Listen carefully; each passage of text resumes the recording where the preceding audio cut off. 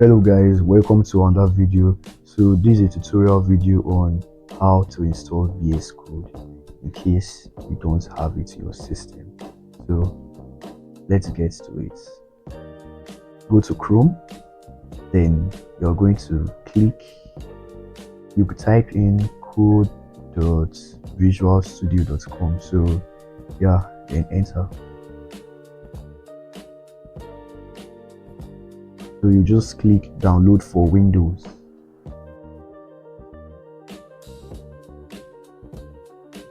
And that's it, it's downloading. So when it's done downloading, we'll get back to the video.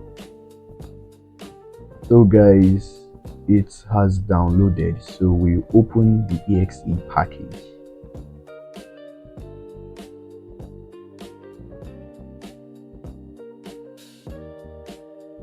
So you're going to click I accept the agreements, then next. Then this is the location of where it's going to be installed. So next. Yes, this is because I had it installed before, but for the sake of this video I only installed it so that I can show us how to do it. So yes, then next. Then you click on everything here, and oh yeah, back you can click on this one. Don't create a start menu folder. If you don't want the folder to be in your start menu, you click on it, but if you don't mind, you can leave it. I don't mind. So next, then you click on everything here and additional icons. If you want to create a desktop icon, you want it to appear in your desktop when after installation, you click on it. If not, you leave it. So next, install. Preparing to install. Setup is preparing to install VS Code on your computer. Okay, so installing. When it's done installing, get back to the video.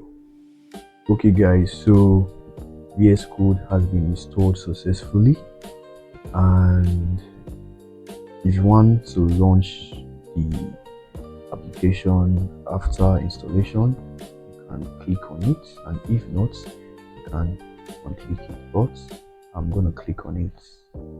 So let's see, finish.